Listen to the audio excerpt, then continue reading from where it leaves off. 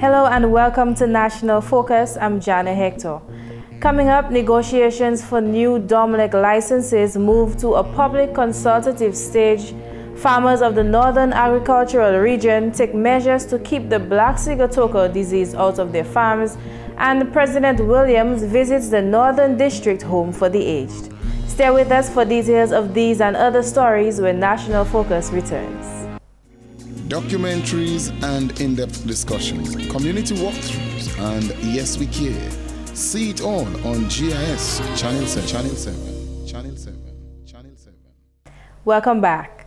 Farmers in the North and Northeastern agricultural regions have been taking the necessary measures to ensure that their farms are not affected by the dreaded black Sigatoka disease. The black Sigatoka is a deadly disease caused by the leaf spot fungus, which attacks banana and plantain trees. Plants with leaves damaged by the disease may have up to 50% lower yield of fruit. Delez Warrington, a top banana producer in the north, says all efforts are being made to control the spread of this disease to this part of the island. No, I haven't seen any black Sigatoka in my area, not any Calabishi area. I haven't taken any note of it yet. But I mean, it's nearby. It's somewhere in Cassibus coming down, and I guess sooner or later it will be here because of it travels by wind. So we need to take some serious measures in controlling it. The way I understood is that there's no cure exactly for it, but you can have it under control. Warrington says he has been taking basic measures to prevent the disease from affecting his own banana crop. He says he has benefited from information coming out of sensitization meetings about preventing the spread of the black Sigatoka. What I've been doing, well, taking care of, as I attended meetings, you keep proper sanitary, keep your fields and them clean, and all the leaves with disease, you chop them down, and there's a way of doing it. And you apply, you do spraying to control, and you apply enough fertilizer to maintain the plants. The black Sigatoka can be spread by wind and rain, as well as by transportation of contaminated plants. The Ministry of Agriculture has been advocating the restriction of movement of plants from one area to another and the destruction of abandoned banana and plantain fields. In addition, extension officers have been visiting agricultural farms island-wide in an attempt to educate farmers on the identification and management of the disease. Warrington says the effort to reduce the spread of black Sigatoka should continue to be an all-inclusive one. He is encouraging the ministry to continue assisting banana farmers to manage the spread of the disease. Banana farmers right now are really down on cash. We poor, we haven't got money right now. So we really need the government, and I understand to control black Sigatoka is very expensive, very much. So what I would like the government to do is to continue the spraying, the helping us to control the black Sigatoka, get and timely spraying, and number two, a consistent supply of inputs. We don't expect everything to be free, but they have to come together and put something in place whereby they can help subsidize or whatever means for us to control that. Because if we haven't got those spraying done on time and we haven't got the proper inputs, well, you know what's gonna be.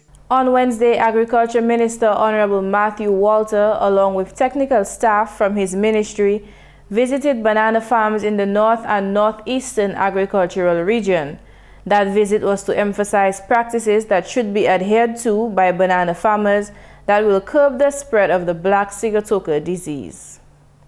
The Independence Regulatory Commission, or IRC, has ended its first phase of negotiations with the Dominica Electricity Company, Dominic, for 2 new licenses to operate in Dominica. In October 2012, the IRC, which is the body responsible for setting rules and regulations for the island's electricity sector, entered into discussions with Dominic to negotiate for a license for generation and another for the transmission, distribution, and supply of electricity in Dominica. Dominic's current license expires on December 31st, 2013, and based on the Electricity Supply Act and the Commission's licensing procedure, Dominic is required to make an application for a new license. Executive Director of the Independent Regulatory Commission, Lance McCaskey, In presenting an overview of the negotiation process with Dominic so far, disclosed on Thursday that tentative terms and conditions have been agreed to with the staff of the Commission. He also stated that the Commission will now have the agreed documents sent to stakeholders in the electricity sector for their comments.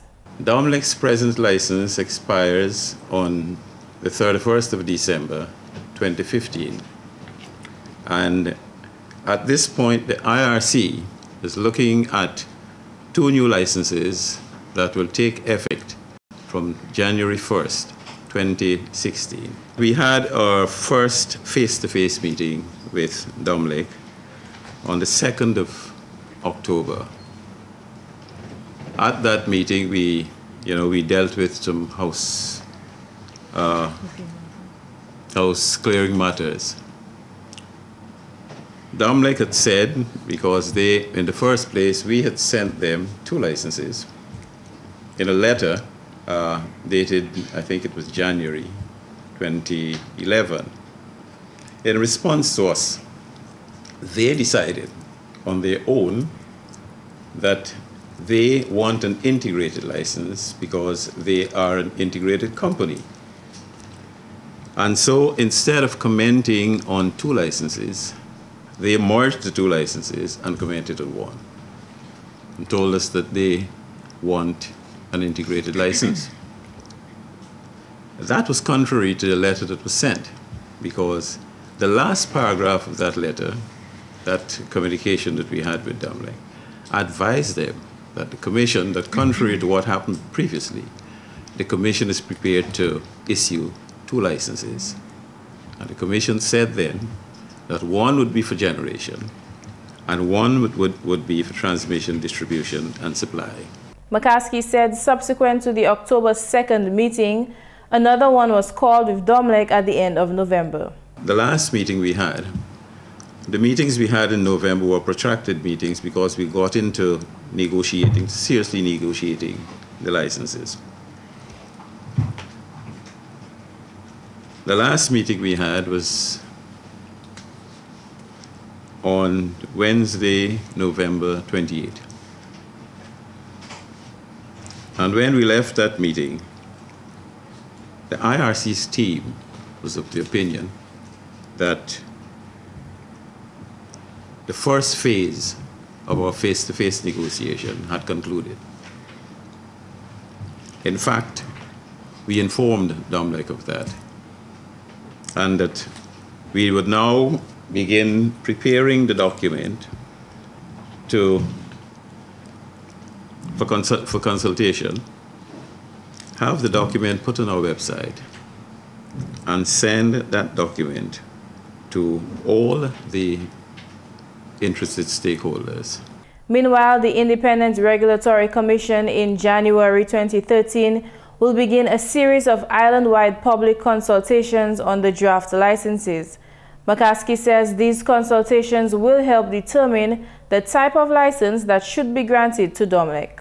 What we've concluded is between the staff of Dominic and the staff of the IRC, led by me. The board of the IRC has not approved what we have, what we've concluded. And that is because what we sat down and discussed with Dominic must now go to consultation. The public must have a look at it. The public must give their say on what we've concluded. And then we're going to have a second round of negotiations based on what we get out of those consultations. We're going to have a second round of negotiations with Dominic, after which the board of the IRC will come into play. But the board is being kept advised of what is happening. The consultative period will culminate at the end of March 2013, when a statement of results will be presented to Dominic and the board of the IRC. A final round of negotiations between the IRC and Dominic is expected to take place between April 1st and June 30th, 2013, when issues which arose from the consultations will be discussed. This will be followed by a complete legal review of the final document, and if the terms and conditions are agreed to by both parties, the Commission will issue the new license to Dominic by October 1st, 2013. In other news, at an Early Childhood Development National Symposium on Wednesday, Minister for Education, Honorable Peter Seja, announced to the nation his ministry's tri-level approach to early childhood development. Honorable Seja explained that this new plan addresses the education of infants from 0 to 3 years. Today, I wish to inform you that as we seek to achieve universal access to early childhood education and to create access for our children, we will concentrate on 3 major areas over a 3-year period. For this academic year, 2012-2013, we will focus on creating access for our children 3 to 5 years old. In the next academic year, 2013-2014, our focus will be on improving access to early stimulation for our children 0 to 3 years, and for the academic year 2014 to 2015, the focus will be on personal development, when we will pay close attention to broadening the training scope and opportunities for the practitioners and caregivers. The minister further stated that the Ministry of Education is directly involved in ensuring that universal early childhood education is fully and properly implemented. In that vein, $800,000 has been disbursed to early childhood centers across the island to help with setting up costs and other expenses. It must be noted that for 3 years now, every registered early childhood development center on the island has received a subvention for every term. And to date, over $800,000 has been expended. The Ministry of Education also provides training for educators and teaching learning materials. In an effort to avoid overcrowding and to create the best learning environment for the infants, government-initiated renovation works are currently ongoing at a few centers on the island. Centers at Marigot, Pishley, and Roseau are set to open in January because of those works. Meanwhile, government continues to pay full salaries to early childhood educators at those centers. It gives me great pleasure in announcing that at these preschools, the government of Dominica has undertaken to pay these teachers for the academic year while they are in transition. They will, however, continue to collect their school fees or contributions in preparation for being fully independent from the next academic year. In related news, Vida George, Assistant Education Officer for Early Childhood Education, speaking at the symposium on Wednesday, addressed the change of curriculum for early childhood education. She revealed that the high-scope curriculum is currently being used at centers on the island. The high-scope curriculum involves active learning. According to the high-scope website, highscope.org, children and adults learn best through hands-on experiences with people, materials, events, and ideas. George explained why that approach was adopted. As educators assisting parents in rearing their children, we seek to present a program that will enable each child to become an active participant in learning, thus laying a foundation for being independent members of society later on in life. Research has shown that children who participate in high-scope programs go on to become university graduates, become independent members of society, and participate in less antisocial behaviors. Moreover, it has been revealed that investing in this program at the early childhood level results in high long-term benefits to the economy. So in selecting the high stock curriculum as the main curriculum for the preschools, we in the Ministry of Education and Human Resource Development are seeking to develop lifelong independent learners and working towards having greater returns to the economy when our children become. In other news, Dominica's head of state, His Excellency the President Eliud Williams, on Wednesday continued on his Christmas visits to charitable institutions, this time at the Northern District Home for the Aged in Portsmouth. Chairperson of the home, Augustus Seja, expressed thanks for the President's presence on behalf of his organization. We just want to say we were happy to have you in our presence, and we just want to thank God for you being the President as is at this present time. We want to hope that you will have a lot of years so that you can come every time to greet us, to meet us. The chairman also revealed that the Home for the Aged has three main concerns affecting their operations, one of which is financing their renovation project. We just had the renovation of this building, and as you see it's not to the standard that we want it to. Most probably some money has been spent, a lot of money has been put into it, but the contractors hasn't done a fairly good job for us. For this, we want to say we're still hopeful and we feel thankful for the government and for the DCF that has given us the money. Another matter affecting the home's continuity is the limited number of residents currently being cared for. The chairman says the administration wishes for a larger intake of residents to assist with smooth operations. However, given the present financial status of the home, it is unable to accommodate any more residents.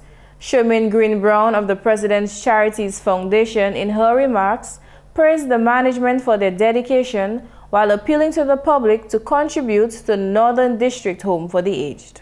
I really must commend the staff. I don't know how you all do it. The chairman talked about the challenges that you face, and I would like to appeal to persons who can make a difference to, make a contribution, even if it's to pay your staff, so that you can continue to take in more residents. You presently have 8, and I know you have a capacity of 15, so that you will be able to take on more persons, you'll be able to care for them.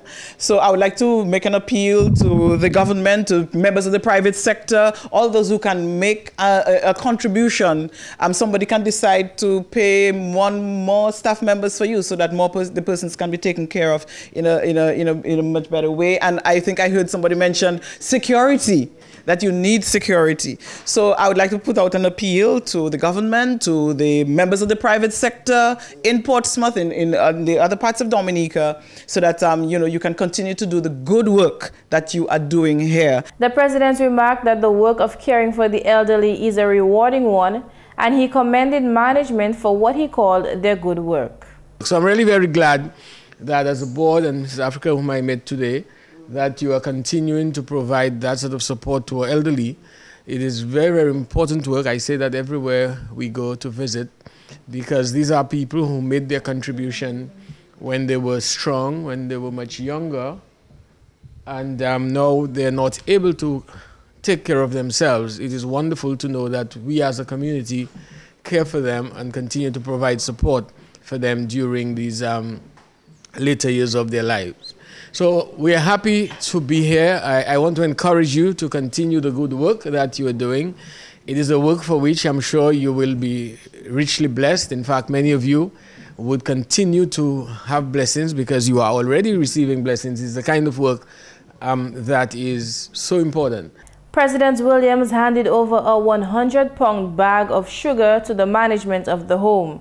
He also revealed that the Charities Foundation will be increasing their contributions to that institution. Mrs. Williams was tasked with handing over the donation to the chairman of the board of the Northern District Home for the Aged. The home, which opened in 1981, houses 8 residents, including 2 centenarians. And public servants will on Friday observe Public Service Day 2012 under the theme of Public Service, Transforming, Modernizing, Positively Changing. On that day, an awards and recognition ceremony will be held at the Arawak House of Culture. 80 retired public officers will be honored for services rendered over a 30-year period. Other public officers will also be awarded in the categories of Middle Manager of the Year, Junior Officer of the Year, Senior Management, Team Award, Minister for the Public Service Award, and the Jerry Augustine Award for the Most Exceptional Office Attendant. The Public Service Day Awards ceremony is planned for December 7th at the Arawak House of Culture from 6 p.m. And that's the English segment of the news. We now join McPherson St. Luce for the Creole highlights. Allô tout le monde, bienvenue à cette nouvelle en créole. Non, moi c'est McPherson St. Luce. Premièrement, le gouvernement Dominic a un soulagement à Dominic qui a recevé oui l'autre pays pour Noël en bas certaines conditions. Parole cela sorti du ministère pour Honorable Ribbon Blackmore. Dans ça, nous avons mis une mise en place pour faciliter les gens qui ont tapé boîte, beaucoup, comme ça, les amis de l'autre pays. Dans l'équipe passée, il y a un programme où si vous tapez un baril, il y a beaucoup. Et bien, comme on dit, il y a une boîte, il y a un package, il y a beaucoup. Ça qu'il y a un drum, c'est le même bagage. Et bien, si vous tapez un notre pays, on est pour payer $10 plat. Pour yon. Et bien, chaque monde, ça tape des beaucoup des barils, des boîtes, des packages, des drums. Et bien, on est pour payer $10 pour yon. Ça c'est pour quelque chose d'asse pas. Et bien, aussi une fille pour custom. Et bien, on ne peut pas payer ce qui est import duty. Et bien, service charge là. Mais tu vas là, on peut payer ça. So, ça nous a fait là de ça encore. Nous avons tiré ce qui est import duty là, c'est baril là.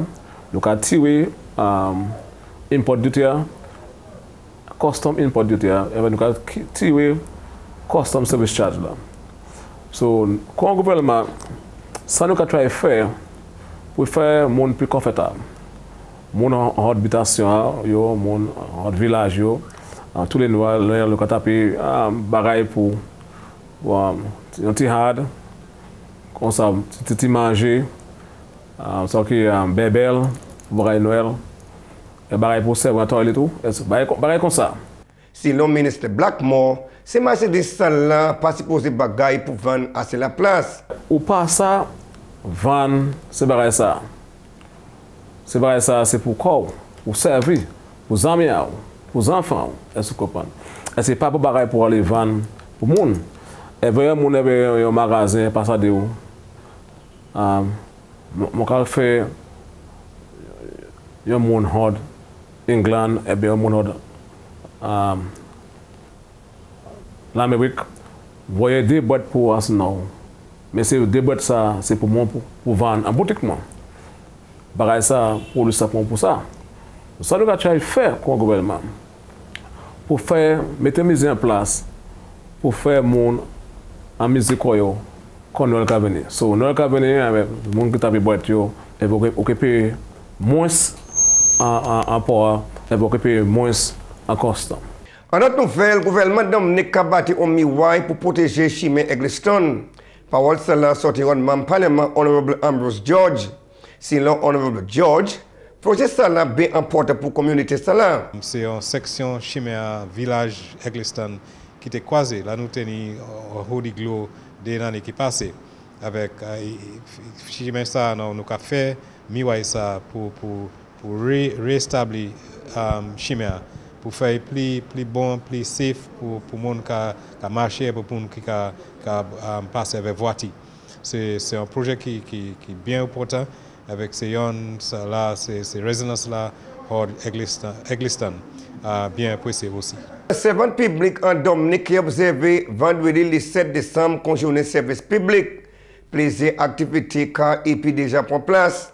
Yo qui tient cérémonie pour recogniser servant public qui a fait une bonne contribution pour service public là et puis aussi 80 yo qui retraite et puis fait contribution yo pour Dominic.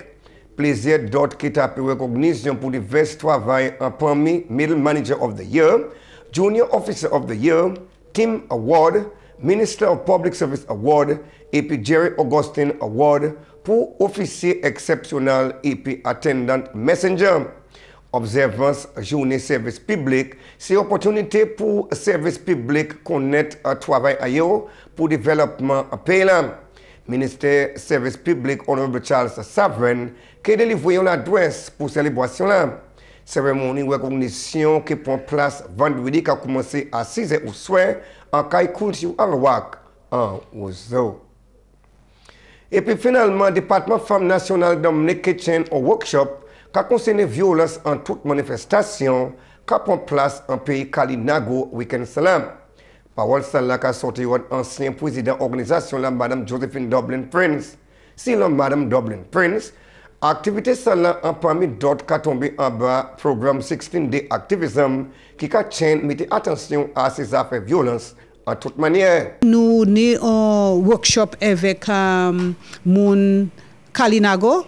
Nous avons connaître comment ça qui loi les bagages fait violence là où ça allait à sous qui loi avec ça où ça dit police là comment ou même et il a pour place décembre avec c'est sous décembre 7 décembre.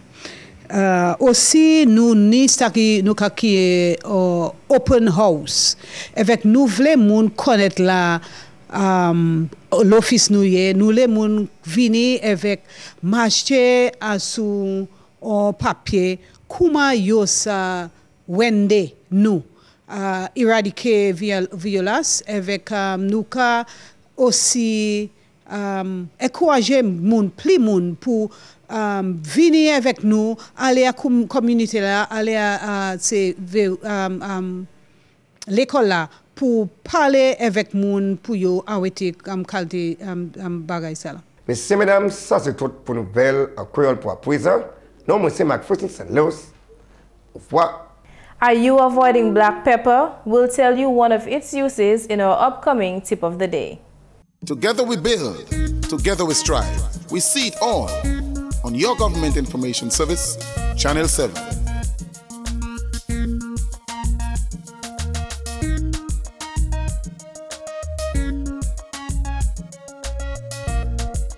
This is the Government Information Service, bringing you all that you need to know about all that's happening in your country's development.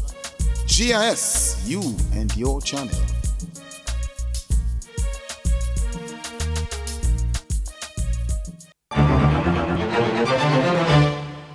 If you are constantly plagued with indigestion, you should sprinkle a bit of black pepper on your food before you eat.